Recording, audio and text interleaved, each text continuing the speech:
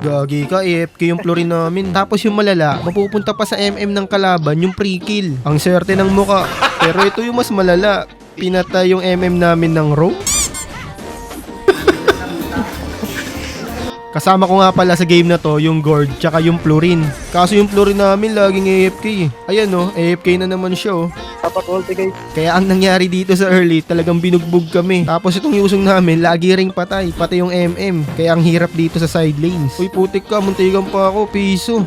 Swerte na mukha ako dun ah. Kaso yun, nakuha nila yung turtle. Ang hirap na yun. Bugbog na yung side lane, sini-invadan pa ako. Patay na naman yung MM oh.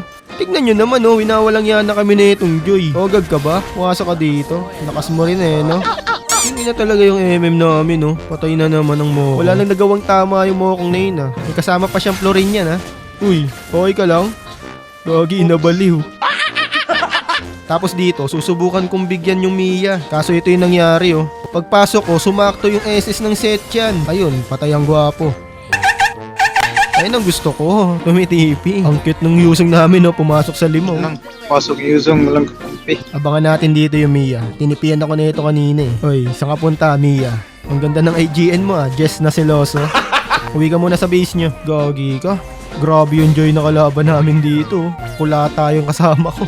Tumababa naman yung mga kalaban dahil doon sa side lanes namin eh. 5-14 na nga yung score tapos dinagdagan na naman ng Hanabi. Gago ka ba?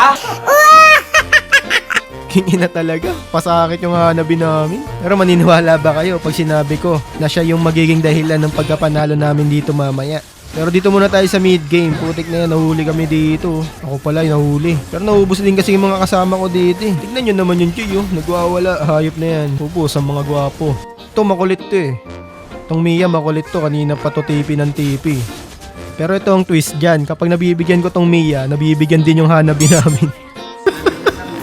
Dito, ang ganda ng tago ko. Hindi ako napansin ng mga mokong. Naumpog pa nga ako sa pader, oh. Pero nakuha ko naman yung Lord. Ito na naman siya, oh. Si Papansin. Akala nyo mananalo kayo? Kahit baog tong mga kasama ko, naniniwala ako sa himala. Itong Mia talaga yung problema dito, eh. Ang lakas mag-push, eh. Huli ka. Patay ka ngayon sa akin, boy. Patay ba? Patay ka, ang swerte ng muka. Tapos dito, ang swerte ko, hindi ako tinamaan ng retry ng Joy. Dahil nag-retry na yan, Lordan na namin. Kaso, dahil sobrang taba ng mga kalaban, madali lang nila na-burst yung Lord. Kaya ang ginawa ko na lang dito, inuubos ko yung tower nila. Ang tatamad nyo mag-dep ha, sige. Pag may sumilip dito, patay. Ang swerte mo boy, silip ka pa ha. Dito, pinakitaan ako na itong Joy. Akala ko kasi dito, sure kill na siya dahil dun sa sunog. Kaso nakapag-buy in seal.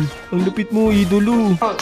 Dito, late game na, Lord fight na. Kaya ang naisip ko dito, pa-ultihin yung Setchan. Kaso ang nangyari, dahil wala nang ulti yung Setchan nila, hindi nila tinuloy yung Lord. Nag-hero sila, tapos ito yung nangyari, nagkamali ako. Putik na yan, may frozen pala ako, hindi ko pinin. Pero ito na yung sinasabi ko, late game na, di ba? Dito na magwawala yung Hanabi namin na baog kanina.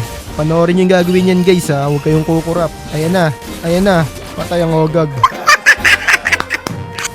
Ito, yung Joy, galit na galit oh. Hindi ako mahuhuli. Sa mga oras kasi na to, wala na makapag-lord. Sobrang late game na eh. Kaya ang ginawa ko dito, tamang push lang. Tas binibigyan ko kapag may mga low na. Kaya ayun, naubos namin yung mga kalaban. Wala na magdedep. Yung Beleric na lang yung natira, tsaka itong Setchan, wala nang gagawin yung mga yan. Wala na, tapos na to. O, diba? Kahit baog yung dalawa naming side lanes, nanalo pa. Kaya dapat huwag kayo magtatrash talkan. Huwag yung tatrash talkin yung mga kakampi nyo. Kahit tanga. Ay, psst, huy, bad yun ha.